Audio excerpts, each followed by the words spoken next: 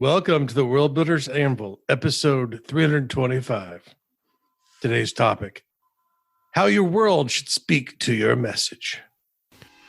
Don't know where to start building your fantasy world? Do you need more? Does it make sense? Forget any worries and become a crafter of imagination. This is the place where we will prime your mind. Now, it's time to heat up the forge. Break out the mithril ingots and hammer. Welcome to the World Builders Anvil. I'm Jeffrey W. Ingram. And I'm Michael Miller. Let's sup from the muck of Java and build. Welcome back. As always, I wish I was Barry White, but you can call me Jeffrey W. Ingram.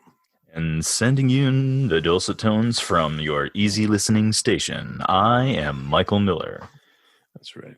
Because listening to us talk is like listening to an easy listening station. Or taking some nuts and bolts and dragging them over a cheese grater. It's just a different metaphor. No, I'm talking about how it's like clangy and abrupt and not easy to listen to. A total opposite of easy listening. That's kind of hard to listen to. So, see where I'm coming. Well, my point being, easy listening is not so easy to listen to. Sure it is. Well, I mean, it depends. Unless you just went through a breakup, I suppose. I guess your father probably didn't listen to easy listening music whenever you went on long car rides. I don't know.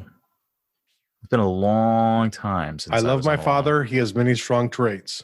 Choosing music on the radio, not even close. Why was that not easy? Just because it's love songs and you're riding. It wasn't even love songs. It's like shoop shoop shoo-wah, Scooby Dooby. So like scat jazz. Really bad slow jazz. Not even good enough to be called jazz. Like elevator music, literally through the radio somehow. Interesting. And the sad thing is, my mom had really good taste in music. I remember my dad loved stereo, so he had like an insanely nice quadraphonic system back in the day. Ooh. Yeah. And so one day on his way home from work, he had bought an album because it was quadraphonic, and he came home and it was like, "Oh, I got a new album." And my mom was actually like, "Oh, Carlos Santana, do you know who that is, honey?" Mm-hmm. And he's like, "Yeah, of course I do." And she's like, "Oh, then let's put this on right away." Mm-hmm. And of course, my dad didn't like it because it was too good. So there was because it was too good. So today we're talking about this is one of our more building block episodes. We're talking about theme and how that comes into play when you're actually building your world itself. So like the physicality of your world in conjunction with the message you are trying to convey.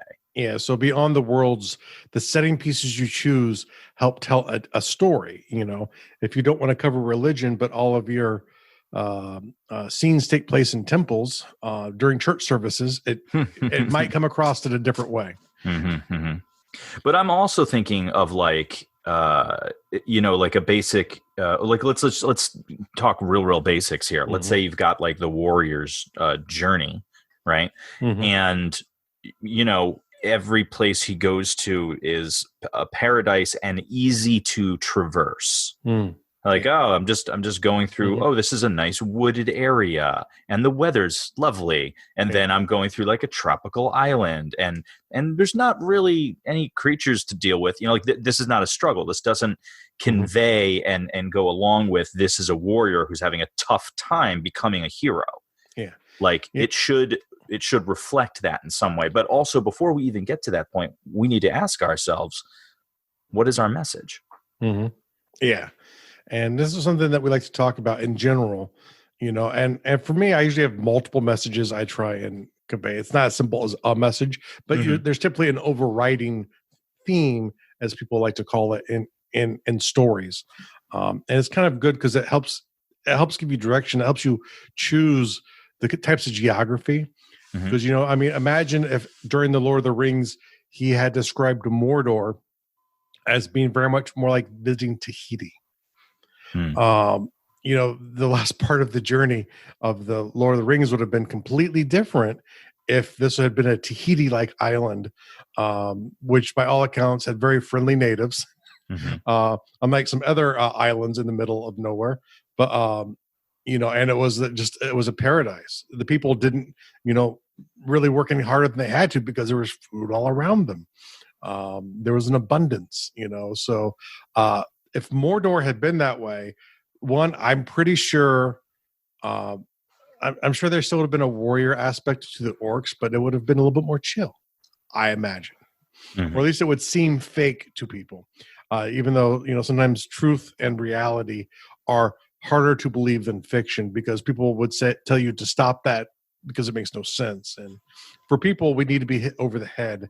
If we don't know what's in your head, you have to be obvious. And what's obvious to you is not necessarily obvious to anyone else. True.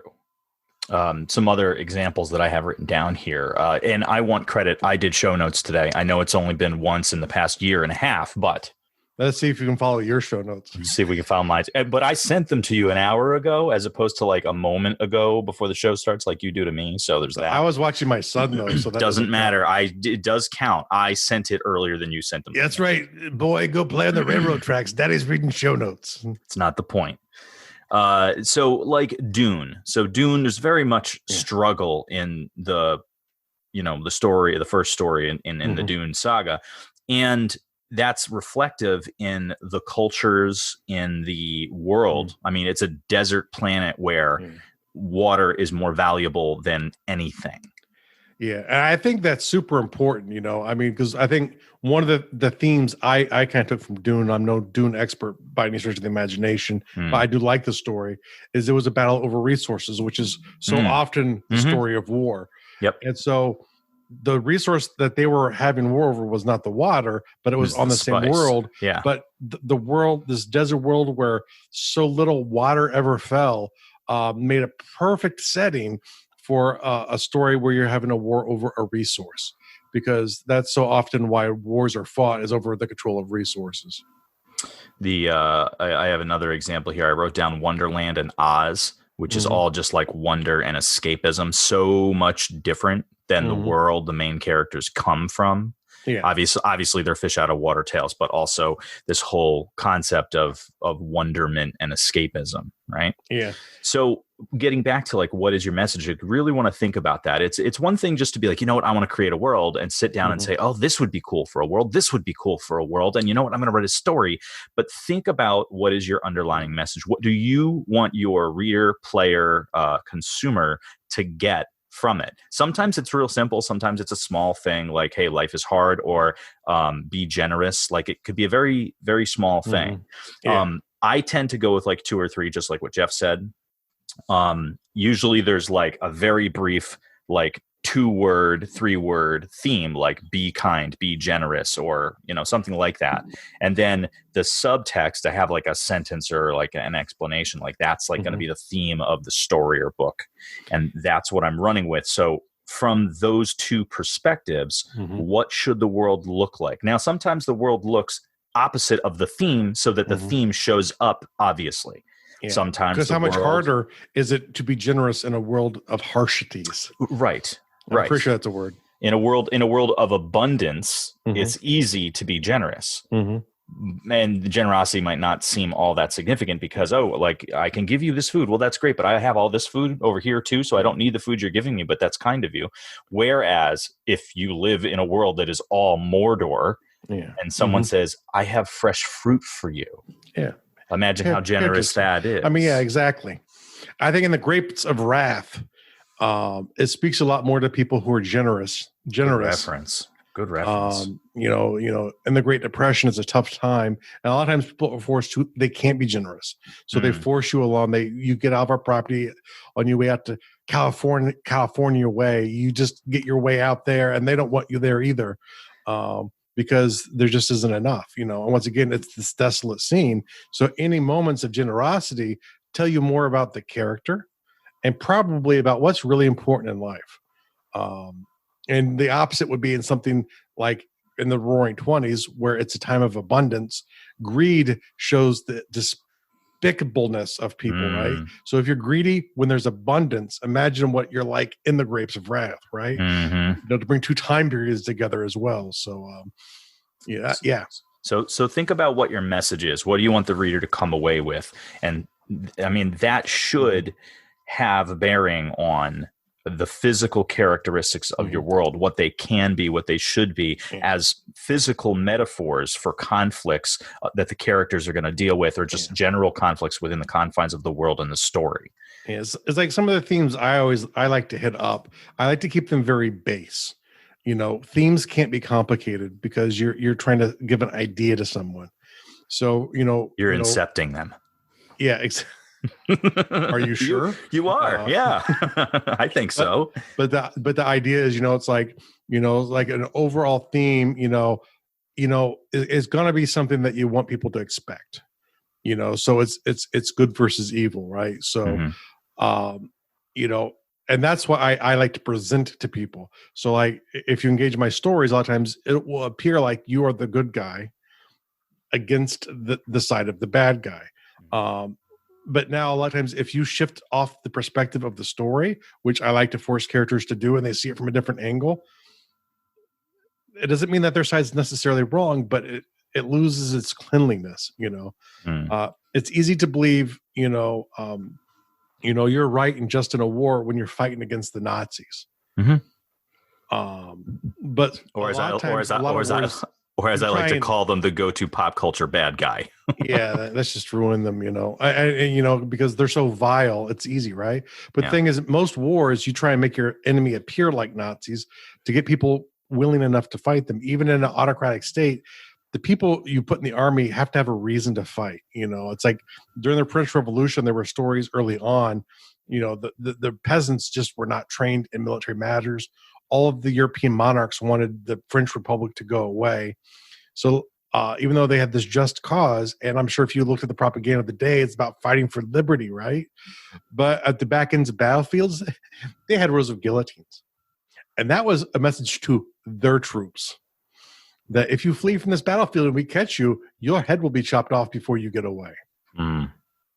That's rough. Yeah. And hopefully that's proven that's what I remember from college history. So hopefully that's right. Well, the thing that comes to mind for me is there are no things good or bad, yet thinking makes it so. So the whole concept that basically what Jeff was just saying is that there really isn't a just morality when you're coming to two sides of a conflict, unless, there is like a hard morality, like there's this side is slaughtering innocent people. So, i.e. Nazis, or, but if it's just like, hey, we want this land and you want this land and we both want this land and we have different reasons for wanting to be here and subsequently going to war for it. It's not that one side's good and one side's bad. It's that they just have an opposing viewpoint and neither one of them is willing to flex. Yeah. So when it comes to calling something good or bad, it's really just the application of one's perspective. Well, I think a good example in my world are my mountain orcs. They live. They're bad. As you should feel they are, because unless you're a mountain orc, they come down from the mountains. They will kill you. They will steal your food, and they will disappear back into the mountains. And this happens every year, except during winter. It's always quiet during winter. But the mountains they live in are harsh. But the truth is, the mountain orcs. There's an orcish kingdom. The orcish kingdom literally does not recognize the mountain orcs because they're tribal. So they want them to stay away. The human kingdom that surrounds them also wants them to stay away. They live up high in the mountains because that's the way they should live. But they're not. But if they come down to the plains and they get caught, either the orcish kingdom or the human kingdoms, they all send troops out to kill them. So that leaves them one way of trading. Underhandedly with people on the edge of mountains or in your farmstead. And by their right, if you just don't have the ability to defend your sheep, they're not your sheep. They become the sheep of the person who captures them. So the classic, if you're not strong enough to hold it, you don't deserve it. Exactly. And the thing is, they don't like death, actually, because for them, they can't sustain large numbers of population, so they can't just have babies all of the time. So for them, they try not to kill people, and they definitely don't want to die themselves, but they will. They're forced to. It's just they're forced to because really it's the pressure. You could call it a genocide happening from the orcs and humans around them, trying to starve them out up in the mountains, and it just doesn't work because they will come down and take what they need, and they're really good at escaping. And I realize that if you haven't been considering this while you've begun your world, or maybe even partially completed your world, that's okay. You can re-examine and ask yourself, like, why do you want the world to be a certain way? Because odds are you had a plan, or at least a desire. Yeah, it's there. And does it align with the story or the message you're trying to tell? Yeah. You know what I mean? Here's the important reason, and we talked about this several times. The problem is, and we call ourselves world builders because we like to build worlds. The problem is it's easy to get trapped out there. And even sometimes you don't know what's in there when you start, which is okay. But the problem is when you don't have that goal, you try to actually literally create a world. And that is the biggest mistake you can make in world building, because you never get a point to being able to share it, because you just can't create a world for real. You can create the illusion of the world, and that helps best if you understand the frame. And that's why knowing your theme is so important. Helps you create your frame, helps you create your set pieces, which is really what we're talking about. And once you've got that down, you can change what needs to be changed. And this doesn't mean that, you have to scrap a whole bunch of, hard worked world building. It could simply be a matter of changing the reason for a thing to be what it is. Reframing is an incredibly powerful tool in world building and in life. And I'm going to give you a fun example. I was on the phone with my buddy, Chris, this is many years ago. And I had gotten, I was very poor, and I was just getting into drinking wine, and I had gotten a set. I don't know if I had purchased them or if they were a gift, but I had gotten a set of 4 wine glasses. And while on the phone with him, I had turned by the sink and I had knocked one of them over and broken it. And then I was all upset with myself because I had a complete set of 4, and now I have an incomplete set of 3. And at the time, I was a little more focused on numbers than I am now. Now I would just be like, oh, well, I only have 3 now. But I was irritated because I had 4 and now I had 3. And he's on the phone with me. He's like, what's wrong? And I'm like, well, I just broke this glass, and I really like these glasses, and now I have 3. It's an incomplete set. So he's like, okay, break another one.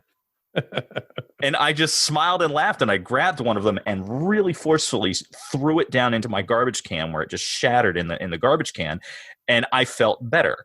I was now down 2 glasses, but I felt like 2 was a complete set, and it was a great reframe. And I always fall back on that moment in my life when I think about, like, okay, an unmet expectation, that moment where you're disappointed by something. If you can reframe it, you can give it new meaning and new power for yourself. You could do the same thing in your world building. Let's say you have, a culture or a physical piece of world, like a desert, and you wanted it to, you just put it there for whatever reason.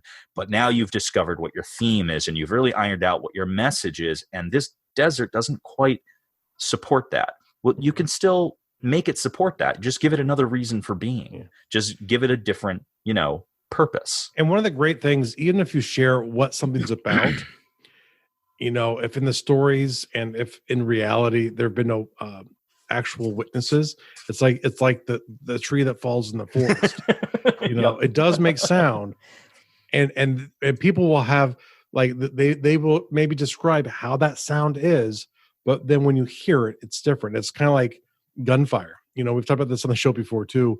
Most people who've never heard a firearm being shot have no idea what firearms sound like, because they've never heard them. They've heard gunfire on TV, and that sets their expectations. But that sounds nothing like actual gunfire.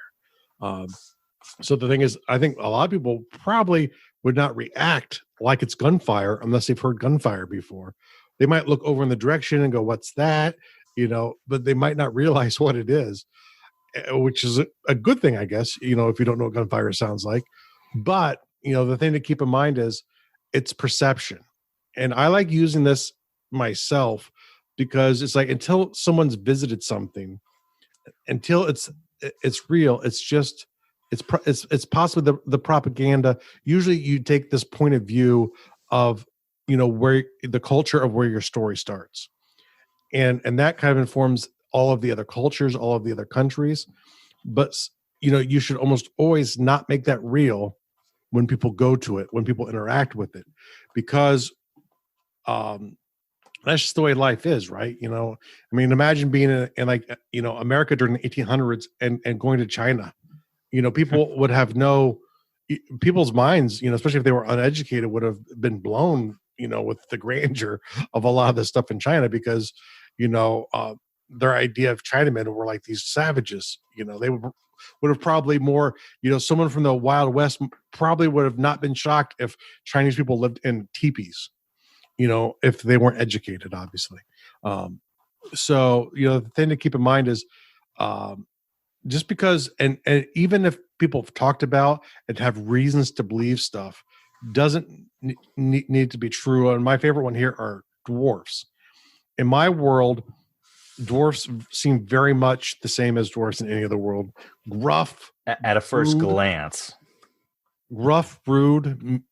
You never see a woman dwarf, and so you just kind of get this idea. It's this patriarchal society. The men go out. They're greedy jerks. But then if you ever get to a dwarven society, you realize they're kind of the outcast. And it's actually a matriarchal society. And they're actually just, we'd prefer you don't come home.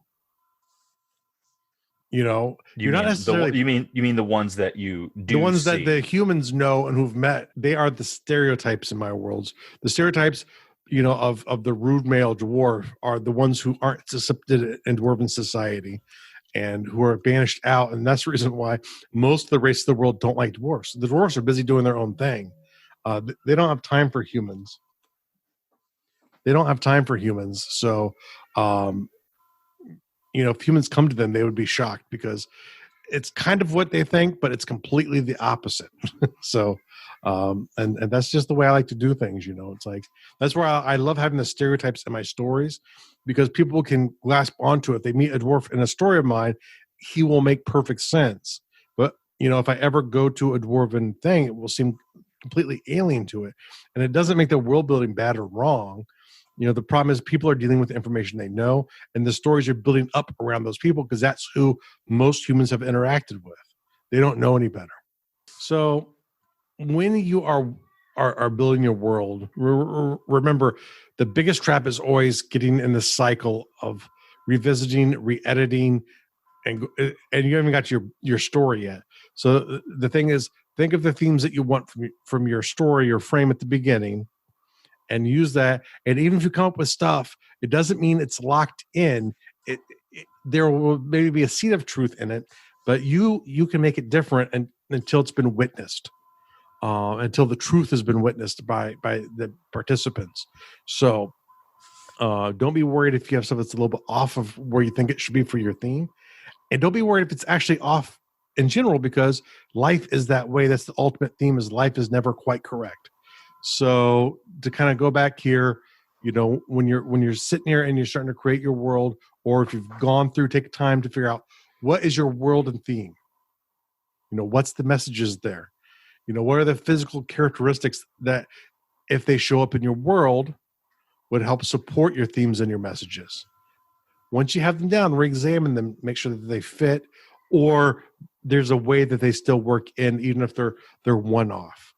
And then finally, it's like any artisan, right? You hammer it down, you change it to get it to what it needs to be. That's the art of world building and storytelling put together.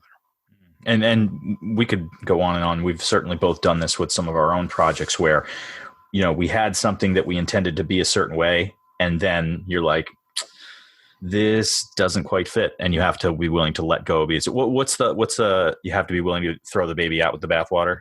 Yeah, that old analogy. Like, you have to be willing to do that. You have to be willing to do it. Like, let go of the things that you love about your world or story for the sake of making that world or story better. I'm not saying, like I said, I don't like scrapping hard work, but I do. How could you rework it? Yeah, I think. Sometimes you have to, or, usually it can be reworked. Or the thing I think sometimes if the world you built is really far off from what you thought it should be, maybe it should be where it's at. If it's cohesive. Yeah. So sometimes it's your original idea is the problem and not what you've created. Maybe you start coming up with a new idea and you have to rethink the idea and go, you know what? Is there an idea that works here? Because this seems like it should be like over here, not over here. One of the things that I have heard time and time again about successful business people is they'll have an idea, they'll start a business or, create an opportunity, right? Mm-hmm. And then it changes on them. They intended to do this. They intended to sell product A, and, they open up a place where they sell product A, B, C, and D, but really product A was their focus, but they realized B and C are actually way more popular and they're getting more profit margin out of those. So then they just pivot so that B and C are their focus. And suddenly, even though they really wanted to be all about A, they're now making tons of money and being super successful. Yeah. And I'm not meaning, sell out. What I'm meaning is go with what works. Go with what works. You may find that something that you hadn't considered in the beginning and wasn't the focus is actually the real story or the real theme. So, the big thing here is think about what you want to say. What is it that you want to say? So that should be your world building task this week is think about the world you have, what you want to say, what you want your story to be about at a base level, a real simple, 2 or 3 words, or maybe a mission statement. Like this is my purpose. Yeah. Well, but I still believe that it can be applied to a created world. You might have to change things and that's okay. Yeah. So I think for your world building task, really, and even if you thought about this up front, which if you've listened to our show, you have, if you take the advice of our show, I guess you could listen to us and not take our advice, which isn't always necessarily a bad thing either. But in here, at this time, if you have a theme and idea when you start world building, or if you start world building and you weren't even sure, you just were world building, but now you need one. Either way, look at your world and say, hey, do my themes match up with what I'm talking about at some level? And does the world work with the story I want to tell? Do I need to change the story or the world to fit? And do you have a real world task for us today? Real world task, we're still in the midst of dealing with COVID, so keep your social distancing up, keep yourself safe, keep your family safe, and be diligent. We just stick this out. We're going to get through it. So, don't get lax yet. I read a great analogy the other day that was like starting to ease up on our social distancing procedures and our closed business procedures is kind of akin to saying, hey, the parachute has slowed my descent. I guess I can take it off now. We could still be in trouble. We need to be diligent. Yeah. Well, the truth is, when you're falling without a parachute, at a certain point, you stop falling any faster. That doesn't mean it's good.